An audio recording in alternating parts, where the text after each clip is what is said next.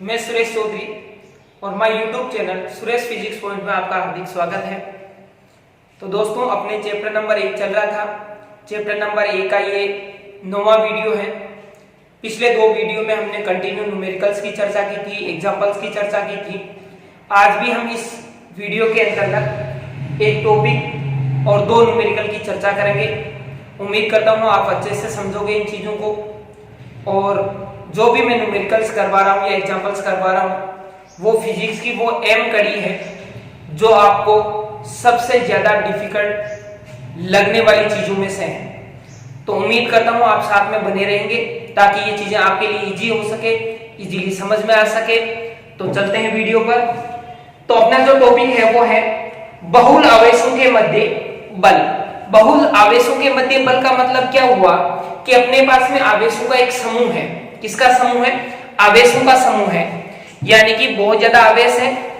अब ये आवेश क्या करेंगे? एक दूसरे पर बल लगाएंगे। तो हम ये देखते हैं कि एक आवेश के निकाय या आवेश के समूह के द्वारा किसी एक आवेश के ऊपर टोटल बल कितना लगता है, और उस बल को हम किस प्रकार से डिफाइन कर सकते हैं। इस टॉपिक में इस चीज की बात करेंगे। एक चीज यहाँ पर लिखी हुई है, अध्यारोपण का सिद्धांत। तो अध्यारोपण का सिद्धांत अपने 11th में भी था, ध्वनि वाले चैप्टर में, तरंग जो चैप्टर था वेव्स, उसमें। तो अध्यारोपण का मतलब ये होता है कि एक आवेश के ऊपर बाकी आवेशों के द्वारा जो बल का अध्यारोपण होता है या बल का जो लगना होता है, वो सिद्धांत क्या कहता है, यानी कि टोटल बल हम कैसे निकालेंगे, इस चीज की बात करेंगे इस टॉपिक में।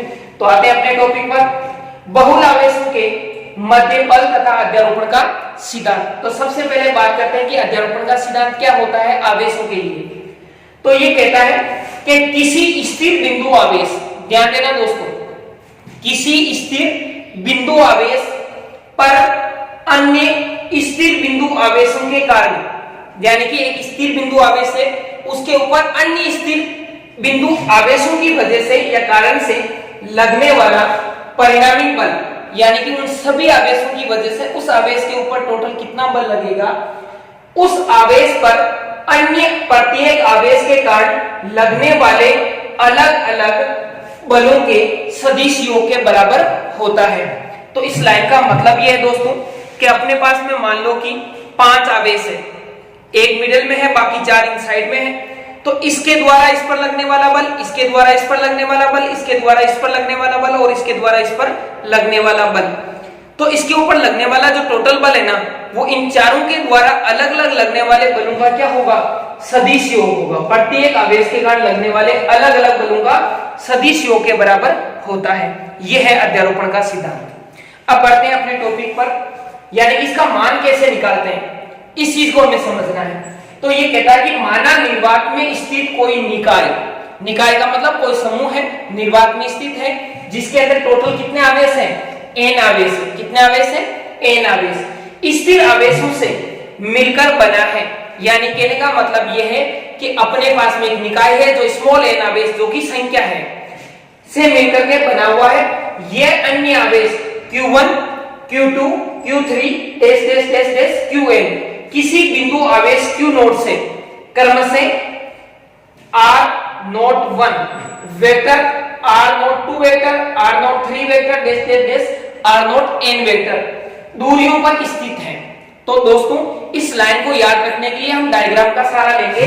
डायग्राम में अपने पास में क्या है? ये y एक्स है, ये x एक्स है, ये z एक्स है, और ये इसका मूल बिंदु है O। तो अब क्या होगा? इस मूल बिंदु O से एक आवेश है q नोट, ध्यान से समझना इस डायग्राम को। q नोट आवेश है जो r0 वेक्टर दूरी पर स्थित है। कहां से? बिंदुवत आवेश से, या फिर इसके मूल बिंदु से ये बिंदुवत आवेश है। ऐसे ही यहां पर आवेश जो है वो है q1 आवेश, यहां पर जो आवेश है वो है q2 आवेश, यहां पर जो आवेश है वो है q3, यहां पर जो आवेश है वो है qn। तो दोस्तों, ये जो q1 आवेश है ना, ये मूल बिंदु से r1 वेक्टर दूरी पर है। कितनी दूरी पर है? r1 वेक्टर दूरी पर। ये q2 आवेश है ना, वो r2 वेक्टर दूरी पर स्थित है। कहां से? मूल बिंदु से। ये q3 आवेश r3 वेक्टर दूरी पर, और n1 जो आवेश है वो qn, वो है rn वेक्टर दूरी पर स्थित। ये तो हो गई इनकी मूल बिंदु से दूरियों की बात। अब हम बात करते हैं कि यहां पर जो q नोट आवेश है ना, इस क्यू नॉट आवेश पर इस आवेश के द्वारा यानी कि पहले आवेश के द्वारा जो बल लगेगा ना, उस बल का मान कितना होगा, F नॉट 1 वेक्टर। कितना होगा, F नॉट 1 वेक्टर। यहाँ पर नोट का मतलब जो अपने पास में ये बिंदु है, और 1 का मतलब इस आवेश की वजह से इसके ऊपर लगने वाला बल। ऐसे Q2 आवेश की वजह से इसके ऊपर लगने वाला बल कितना होगा, F नॉट 2 वेक्टर। ऐसे Q3 की वजह से लगने वाला बल कितना होगा इसके ऊपर, वो होगा F नॉट 3 वेक्टर। ऐसे nवें आवेश की वजह से लगने वाला बल कितना होगा, F नॉट n वेक्टर। तो ये सारी चीजें हमने इसके अंदर लिखी है। अब देखो एक चीज और, ये Q1 आवेश है, तो Q1 आवेश की Q नॉट से दूरी कितनी है, R नॉट 1। ये Q2 आवेश है और ये Q नॉट आवेश है, इन दोनों के बीच की दूरी कितनी है, R नॉट 2 वेक्टर। इन दोनों के बीच की दूरी कितनी है, R नॉट 3 वेक्टर। इन दोनों के बीच की दूरी कितनी है, R नॉट n वेक्टर। ये सारी चीजें डायग्राम में हमने लिखी है। आते हैं वापस, तो देखो क्या कहता है कि यह अन्य आवेश कौन कौन से, Q1 Q2 Q3 dash dash dash Qn किसी बिंदु आवेश Q नॉट से क्रम से R not 1 vector, R not 2 vector, R not 3 vector, R not n vector दूरियों पर स्थित है। इन आवेशों के कारण Q नॉट पर लगने वाले बल क्रम से F not 1 vector, F not 2 vector, F not 3 vector dash dash dash F not n vector है। तो अध्यारोपण सिद्धांत से क्या होगा, Q नॉट पर लगने वाला परिणामी बल।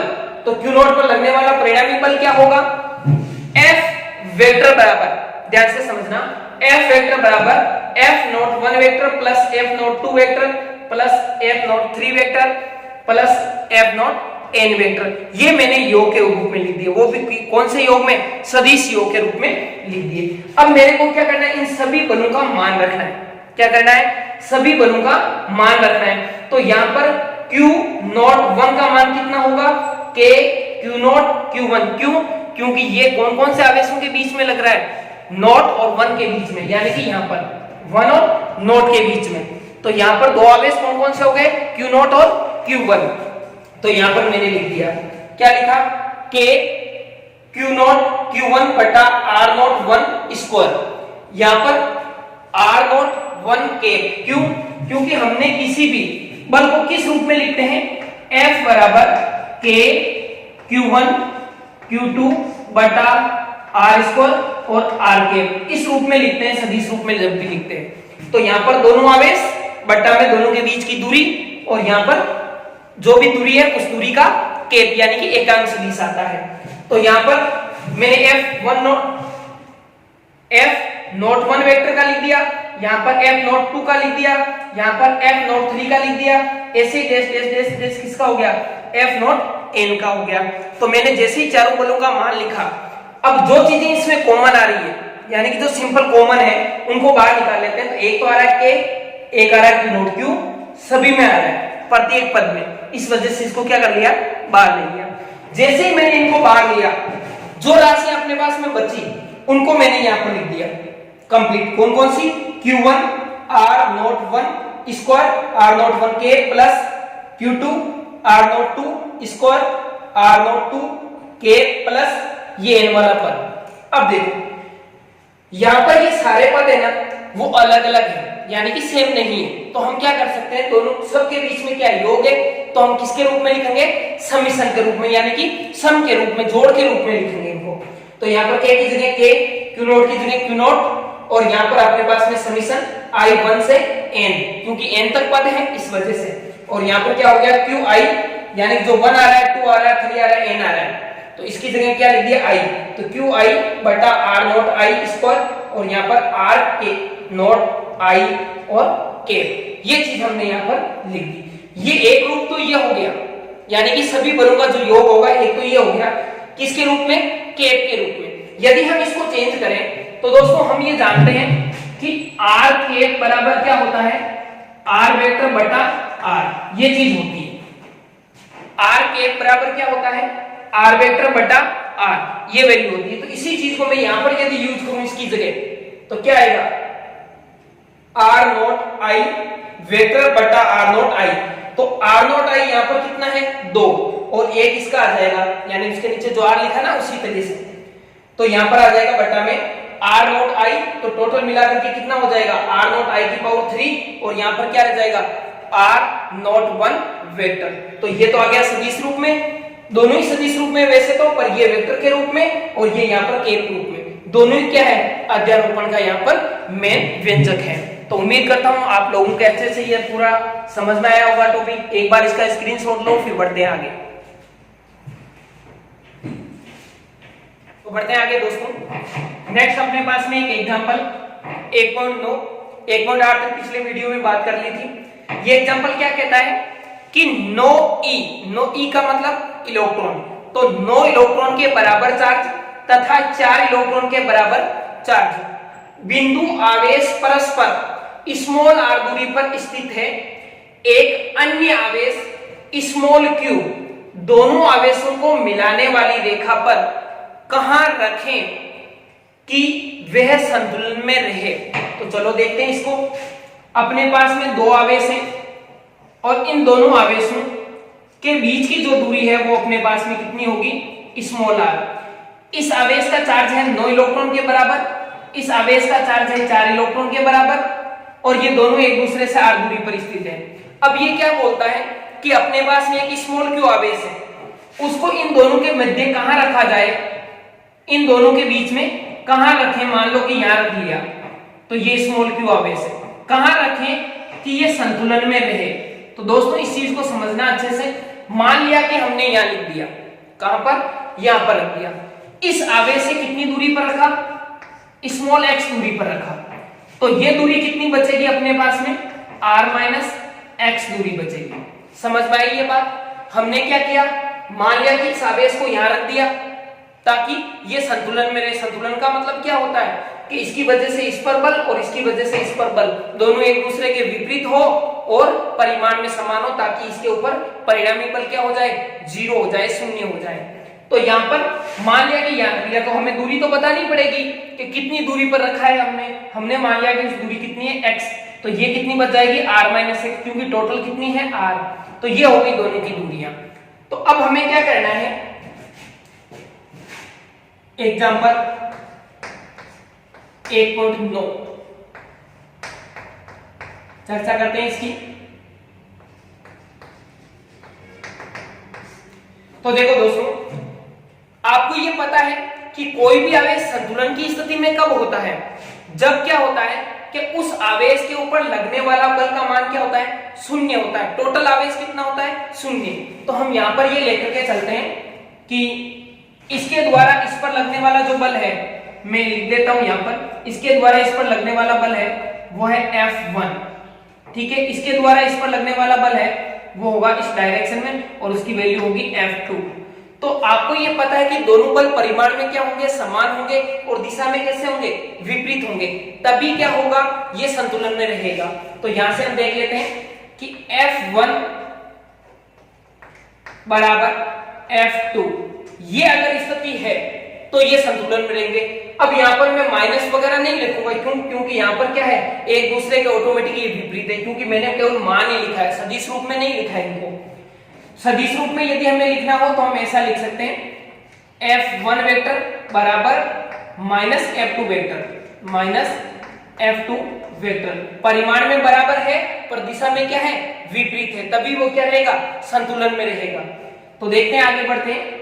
यहां से क्या होगा F1 की वैल्यू, यानी इसके द्वारा इसके ऊपर लगने वाला बल कितना है, तो यहां पर बल का मान होता है K Q1 Q2, तो यहां पर Q1 ये और Q2 हम इसको मान लेते हैं। तो यहां पर कितना हो जाएगा 9E इंटू Q बटा में कितना हो जाएगा, दूरी कितनी है इन दोनों के बीच की x, तो यहां पर आ जाएगा x स्क्वायर। इधर अपने पास में क्या आएगा K, इसकी वजह से इसके ऊपर बल K into 4E into Q बटा में क्या आएगा, दोनों के बीच की दूरी कितनी है r माइनस x की होल स्क्वायर। आई ये बात समझ में अच्छे से, यानी कि इसके द्वारा इस पर बल यहां पर लिख दिया, इसके द्वारा इस पर बल यहां पर लिख दिया और दोनों की मान क्या होगा बराबर होगा। अब यहां से देखो K से K क्या हो जाएगा कैंसिल हो जाएगा, क्योंकि दोनों साइडों में सेम आ रहा है। यहां पर E है और यहां पर भी E है, ये भी क्या हो जाएगा कैंसिल हो जाएगा, बचेगा क्या Q भी कैंसिल हो गया, तो यहां तो बच गया 9। बटा में क्या बचा एक्स स्क्वायर बराबर यहां पर भी क्या बचा 4 बटा में क्या बचेगा r माइनस एक्स की होल स्क्वायर। देखो दोस्तों के कैंसिल ई कैंसिल क्यू कैंसिल बचा क्या 9 और यहाँ पर 4 जो चीजें बची उनको मैंने यहाँ पर लिख दी। अब यहाँ से क्या होगा इस चीज को मैं क्या लिख सकता हूँ 3 बटा एक्स की होल स्क्वायर बराबर इस चीज को क्या लिख सकता हूँ 2 बटा आर माइनस एक्स की होल स्क्वायर। देखो दोस्तों यहाँ पर भी होल स्क्वायर यहाँ पर भी होल स्क्वायर अगर दोनों साइडों में होल स्क्वायर है तो उस होल स्क्वायर को हम क्या कर सकते हैं हटा सकते हैं। कैसे जैसे मान लो अपने पास में 2 की स्क्वायर 2 है और इधर आ रहा है a की स्क्वायर 2 यहां पर क्या आया 2 की स्क्वायर 2 और यहां पर a की स्क्वायर 2 तो इसका मतलब ये हो गया कि a बराबर कितना आ गया 2। आई बात समझ में। या फिर ऐसा भी कह सकते हैं इजी वे में 2 इंटू 2 बराबर a इंटू a तो इसका मतलब क्या हो गया a बराबर कितना है 4 2। तो यहां से बढ़ते हैं आगे। अब यहां पर क्या होगा जैसे ही दोनों साइडों में क्या होगा स्क्वायर हटेगा स्क्वायर हटते यहां पर कितना आएगा 3 बटा एक्स बराबर यहां पर आ जाएगा 2 बटा आर माइनस एक्स। अब हम क्या कर सकते हैं इनका वजन गुणा कर सकते हैं। जैसे ही मैं इसका वजन गुणा करूंगा तो अपने पास में क्या वैल्यू बनेगी इंप्लाई दे आर माइनस एक्स को गुणा कर दिया 3 से तो 3 आर माइनस एक्स बराबर एक्स को गुणा किससे कर दिया 2 से तो ये हो गया 2x बराबर यहां पर कोष्ठक खोलो अंदर मल्टीप्लाई करो 3r minus 3x equal 2x तो यहां पर कितना बनेगा देखो यहां पर x का पद यहां पर भी x का पद ये माइनस का उधर ले जाएंगे किस में हो जाएगा प्लस में तो 3r बराबर ये हो जाएगा 2x प्लस 3x। यहां पर x का टोटल कितना है x का टोटल बन रहा है 5x और इधर कितना है 3r। हमें वैल्यू किसकी चाहिए x की क्योंकि क्वेश्चन में क्या पूछा है कि उसे कहां रखा जाए कि वे संतुलन में रहे और हमें वो चीज बतानी है कि यहां रखना है दूरी बतानी है। तो यहां से कितना हो जाएगा इंप्लाई दैट x बराबर 3/5 और इनटू में कितना आ जाएगा r। ये वैल्यू अपने पास में आएगी जो कि इसका क्या होगा आंसर होगा। उम्मीद करता हूं अच्छे से आपने समझा होगा। स्क्रीनशॉट लो इसका फिर बढ़ते हैं आगे। तो दोस्तों बात करते हैं नेक्स्ट एग्जांपल की। एग्जांपल नंबर 1.10 इसमें क्या बोलता है कि 2 कैपिटल Q परिमाण के बिंदु आवेश परस्पर स्मॉल r दूरी पर रखे हुए।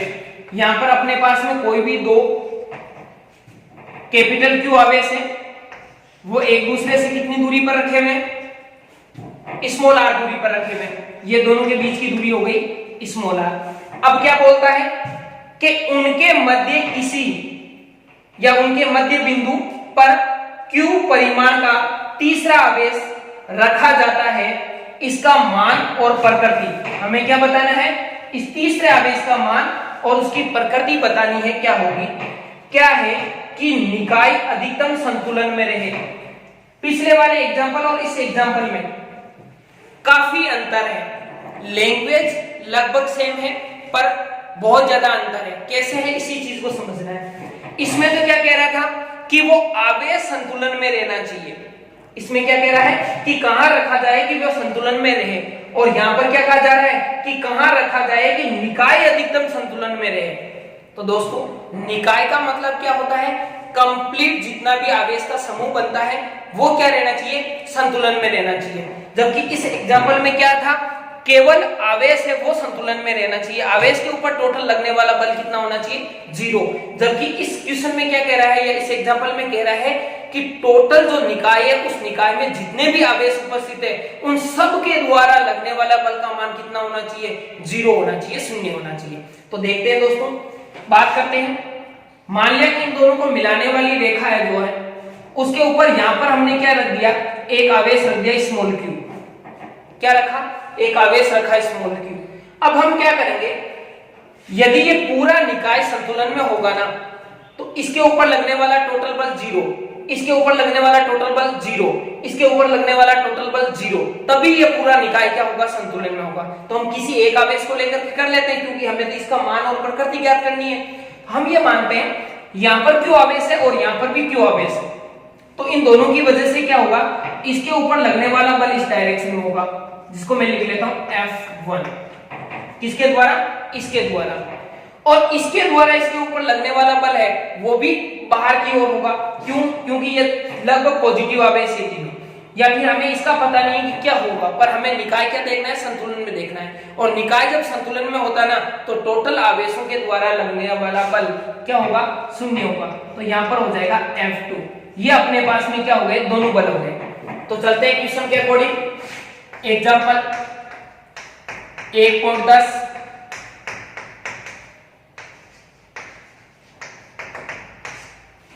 निकाय अधिकतम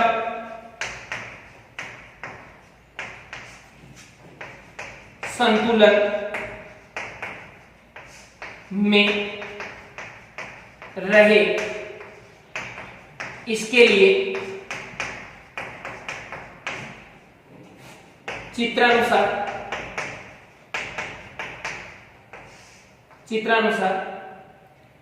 किसी आवेश पर लगने वाला कुल बल शून्य होना चाहिए। तो यहाँ पर चित्रानुसार हम देखते हैं कि इसके द्वारा इस पर बल F1 है और इसके द्वारा इस पर बल F2, दोनों बलों का मान टोटल कितना होना चाहिए, यानी टोटल बल है वो कितना होना चाहिए, F1 प्लस F2 बराबर 0। यहां तक बात समझ में आई अच्छे से। बढ़ते हैं आगे। तो यहाँ पर देखो, टोटल बल को छोड़ो, यहाँ पर Q1 और Q2 की वैल्यू लिख लो। इसके द्वारा इस पर बल Q1, तो यहाँ पर कितना आ जाएगा, K Q और टोटल दूरी कितनी है, R, तो ये दूरी कितनी हो जाएगी, R²। अब यहाँ पर बात करते हैं इसकी। तो इसके द्वारा इस पर लगने वाला बल है F2, तो यहाँ पर कितना होगा, प्लस K, यहाँ पर हो जाएगा Q, यहाँ पर भी हो जाएगा स्मॉल q, दूसरा आवेश ये, बटा दोनों के बीच की दूरी कितनी है, क्योंकि खुद क्वेश्चन में क्या बोल रहा है कि मध्य बिंदु पर रखा हुआ है। कहां रखा हुआ है, मध्य बिंदु पर। तो मध्य बिंदु पर रखा हुआ, ये दूरी क्या होगी, r/2, ये दूरी कितनी होगी, r/2। तो यहाँ पर यूज कर लेते हैं r/2 की होल स्क्वायर। ये चीज समझ में आई कि नहीं आई? देखो एक बार वापस रिपीट करते हैं। हमें इस क्वेश्चन में बोल रहा है कि पूरा निकाय क्या रहना चाहिए, संतुलन में। पूरा निकाय संतुलन में रखने के लिए क्या करना पड़ेगा, हमें कोई एक आवेश सेलेक्ट करना पड़ेगा और उसके ऊपर अन्य आवेशों के द्वारा लगने वाला टोटल बल है वो 0 बताना पड़ेगा। तो इसकी वजह से इस पर बल और इसकी वजह से इस पर बल, टोटल बल को हमने क्या लिख दिया, 0 लिख दिया। अब बढ़ते हैं आगे। यहां से क्या होगा, पक्षांतर कर लेता हूं। यहां पर हो जाएगा q और q² बटा यहाँ पर कितना हो जाएगा, r² बराबर। यहाँ पर देखो दोस्तों, पक्षांतर जब होगा ना तो यहाँ पर क्या आएगा, माइनस आएगा, और यहाँ पर कितना होगा, k q बटा यहाँ पर कितना हो जाएगा, r² बटा 4। ये चीज समझ में आई, क्योंकि यहाँ पर होल स्क्वायर है, ऊपर r² बटा में 4। अब देखते हैं आगे। यहाँ से कौन कौन सी चीजें कैंसिल हो रही है, इस चीज को समझो ध्यान से। यहाँ पर k से क्या, k कैंसिल हो रहा है, aq से aq कैंसिल हो रहा है, तो यहाँ पर क्या बच रहा है, aq बच रहा है, बटा में क्या बच रहा है, r², जो कि इस r² से क्या होगा, कैंसिल होगा। चलो मैं एक बार लिख ही देता हूं समझने के लिए, r² बराबर, यहाँ पर k इससे कैंसिल हो गया, aq भी कैंसिल हो गया, तो यहाँ पर क्या बचा, स्मॉल q, और ये जो 4 है ना बटा में, वो चले जाएंगे कहां पर, ऊपर, बटा में क्या आएगा, r²। ये चीज अपने पास में आ रही है, इस चीज को ध्यान से समझने का प्रयास करना। तो यहाँ पर अपने पास में जो वैल्यू बनी है, और यहाँ पर क्या आएगा, माइनस। अब देखो, r² से r² क्या हो गया, कैंसिल, तो बचेगी क्या चीज, यहाँ पर बचेगा q और यहाँ पर बचेगा -4q। जबकि हमें मान किसका ज्ञात करना है, इस स्मॉल q का ज्ञात करना है। जब स्मॉल q का मान ज्ञात करना है तो पक्षांतर कर देंगे, स्मॉल q को अपनी साइड में रख दो, -4 को इधर भेज दो, तो ये क्या हो जाएगा, -q/4। ये अपने पास में वैल्यू बनेगी, और इस वैल्यू को हम कैसे लिखेंगे, हमें क्या पूछा था, हमें पूछा था मान और प्रकृति। तो मान तो कितना होगा q/4 और प्रकृति कैसी होगी, नेगेटिव यानी कि ऋणात्मक। दोनों चीजें हम नीचे लिख देंगे। तो उम्मीद करता हूं समझ में आया होगा। एक बार स्क्रीनशॉट लो इसका।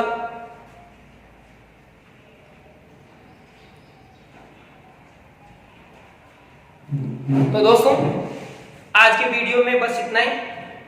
नेक्स्ट वीडियो में हम बात करेंगे कुछ और न्यूमेरिकल्स की।